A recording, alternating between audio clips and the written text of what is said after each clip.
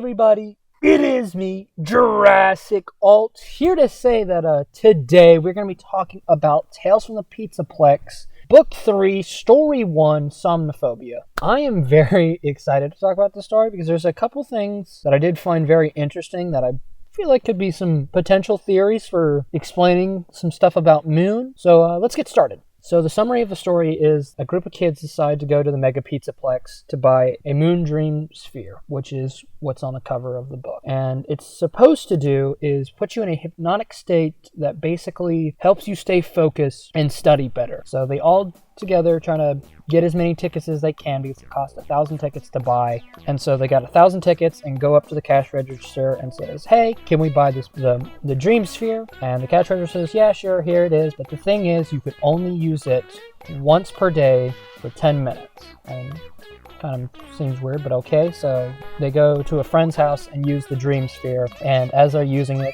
they kind of go in this hypnotic state of just seeing literally words off of the page come to life and just stuff coming to life and helping, or code, I guess, them study. And so then they decide, hey, we're going to share this thing, or everybody gets it for a week. And the person who says it first says, hey, I want it for the first week is Sam, which is the main character. Sam gets it for the first week. He does some trips in the Moon Sphere and kind of studies with it, but as he keeps it throughout the week, he does it more and more. He does it for 15 minutes at first, and then does it for 20 minutes. But the more he uses it, he gets to have memories of his dad coming back. His dad died when he was in 3rd grade. So he's trying to get those memories back. One of them, he has a bad memory of his dad dying, and because he tries to get out of it and turn off the Moon Sphere, but he can't move at all. So he's like, all right, I'm done with this. I'm clearly addicted to this thing. I can't let this take over my life. So he goes back to the friend's house and says, hey, I'm done for it this week. I'm going to return it to you guys. And then he goes to his friend's house. No one's there. So he's like, all right, I'm going to wait there, and waits at the house, and then decides, hey, I'm going to do one last time on the Moon Sphere before I kind of calls it quits, and does it one last time, and everything's going great. He's asking out a girl to prom. His dad's alive in this trip, and everything's going great. And then it kind of just takes a dark turn and basically feels trapped and stuck in it. And yeah, and the end of it isn't very clear of what really happened. Here's what it says at the end. In the mirror, Moon had a smile on his face, half of it hidden in the shadow. The gesture waved. The bells on his wrist chimed, and then Sam went very still. He let go of the sink and stood up straight. The terror disappeared. He felt completely calm and at peace. He turned and smiled at Moon. Everything's fine, Sam said with wide eyes. Moon turned to walk out the door. Sam followed Moon to see what new adventures would create together. So yeah, that's the end quote. So basically it just sounds like he was trapped in a coma, basically. So let's talk about some things that were kind of just, I felt like were important, that don't have enough for a theory, but definitely need to mention.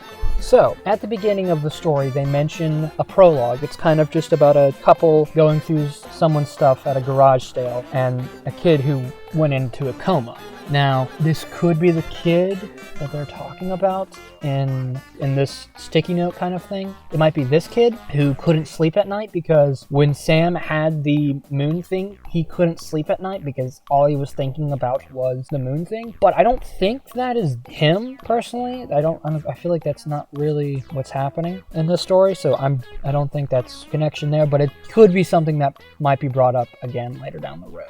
In one of the trips that Sam had, went to a theme park with his dad, and he saw a clown with red hair. And also throughout the trip, he would kind of see Moon in the background. And so Moon just kind of slowly got closer to him. I find that very interesting. Yeah. Also, in the friend group that Sam is in, one of the people in the group says that they know somebody who works at the Mega Pizzaplex named Davis, and says that there are new arcade games. He might be potential story in the future, possibly, I don't know. Also, in the story, they mention that someone's face got bitten off, and at the end of the story, someone's face gets bitten off too. But I feel like someone's face getting bitten off kind of reminds me of what happened to Jeremy's face, because his face got cut off by the paper guillotine. That could be a nod to that. Sam also mentions that someone fell off a cliff. That might be like the story Cliff from Fazbear Frights. That might be a reference to that, maybe. Sam mentions that there might be people in the costumes at the Mega Pizzaplex, because here it says, Sam could hear mechanical sounds as the characters moved, and he wondered if there were people inside the costumes, or if they were really animatronics. Now, that's very interesting that he says that, because personally, I kind of have there's a theory I'm kind of starting to make that I haven't had enough evidence to put out into a full theory, but I theorize that Monty was originally started out as a side character, like how Moon and Sun are, of just not part of the main group, but I theorize that Monty was kind of a side character that didn't have his own animatronic. He had his just an actual guy in a suit, and the only reason why I'm saying that is because in Under Construction, they mentioned somebody in a Monty costume, and we have never seen a Monty costume. We have seen a Freddy costume in the Mega Pizzaplex right above the daycare, right here.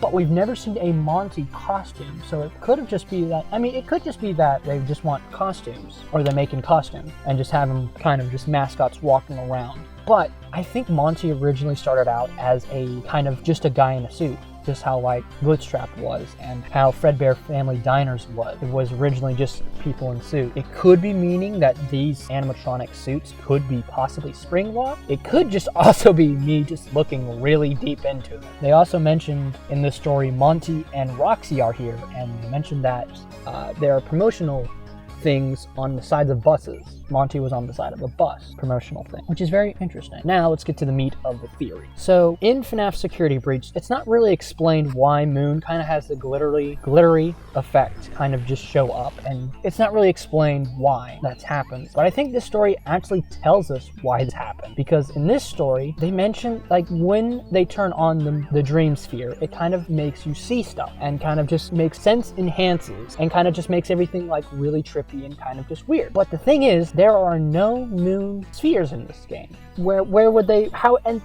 would they distribute the smell throughout the whole, or the scent, or whatever in the whole building? Well, I think they do explain it, how they do it, because on page 14, it says this: the scent of pizza, popcorn, and cotton candy filled the air. Sam figured they piped these smells through the air to get more sales. And sure enough, every other kid held a fluffy ball of cotton candy and a bag of greasy popcorn. If they just put the food scents out there, why would they need to put the moon kind of scents out there? Well, when they use the moon sphere, on page 22, it says this: all I know is that after seeing the pizza guy, I could eat more pizza. In fact, I could win a pizza eating contest. Now, if the Moondrop sphere stuff makes you want to eat pizza, why not put it throughout the Pizzaplex and have it just a little bit of that kind of just odor out there, so that people are like, hey, it enhances your senses, you want pizza, you really want pizza. You before wanted pizza, but now with the Moondrop fragrance is out there, you want to buy more pizza. You want to eat more pizza. Now, there's probably different levels of the Moondrop Sphere pizza scent. There's probably like a low level, which doesn't make you freak out and trip and see stuff. And then there's probably a higher level that kind of just makes you see more kind of crazy stuff. And that's probably what's happening with Gregory.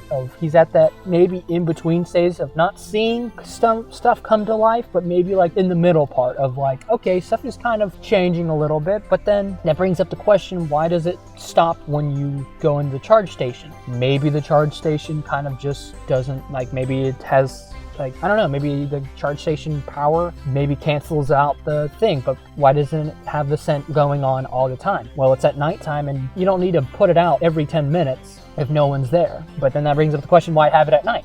Maybe it's Glitchtrap trying to, like, just put out the scent. I don't know how it works. I'm just, I don't know. But, yeah.